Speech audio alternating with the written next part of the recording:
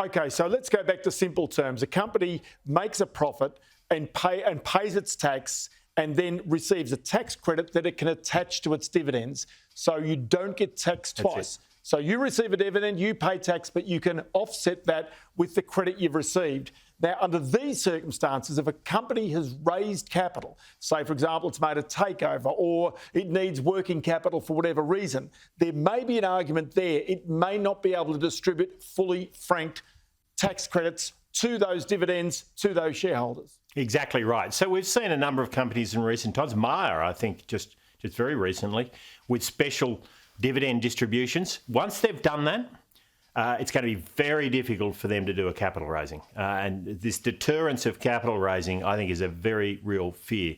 But more broadly, if you've already paid tax at the company level, the idea is that you don't then pay it again as an investor. Very simple principle. Don't pay tax twice. Paul Keating put this in place. I've always thought it was a very sensible principle coming from a Labor treasurer and ultimately leader. And that's why it just defies gravity, really, for a Labor government now to be turning that over and saying, no, we want to tax people twice to the tune of $600 million. And that's why we are so strongly opposed to this. Just thinking about this, though.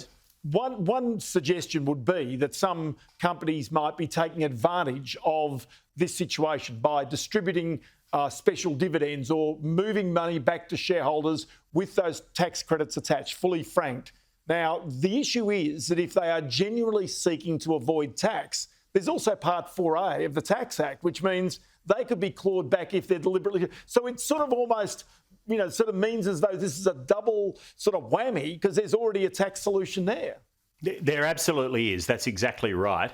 But you've also got to remember the starting point here is if the company has already paid tax and it has a franking credit, the investor shouldn't pay twice. So distributing that franking credit is just preventing people being taxed twice. And I think that's a very reasonable thing.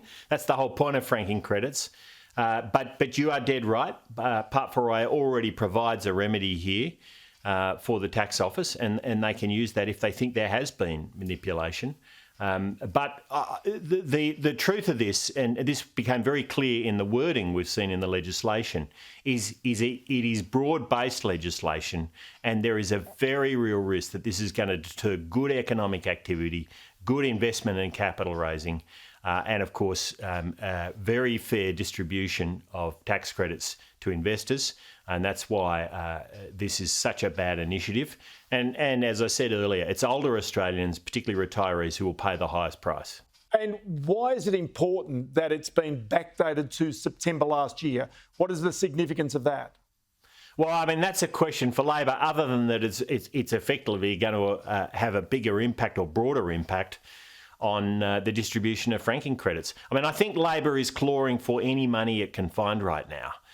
It wants to spend more money, so it has to tax more money. That is the Labor government we have in place. They're not interested in managing their spending, but they are interested in taxing Australians more. I think that's exactly the wrong way around. At a time when Australian households are having to tighten their budgets, having to tighten their spending, it's right that the government should be thinking about how it can manage its spending. Instead, we've got a government that is working out how to tax Australians more. And one of the remarkable things we've just seen in the national accounts is Australians are paying a lot more tax. Tax payment is growing at a very rapid rate, 7% in the last quarter. The government's already getting a lot of tax. It needs to work out how to manage its spending. Because famously, before the last election, the government, Anthony Albanese, did not commit to a tax cap, which the coalition has previously had in place. Well, that's exactly right, but it goes further than that. Albanese committed and promised that he wouldn't tax franking credits, that he wouldn't change taxation for superannuation, and yet he's going back on both of those promises, and who knows where they're going to go to next. They put out their tax expenditure statement last week. There's a long list of taxes they could impose. Here's two.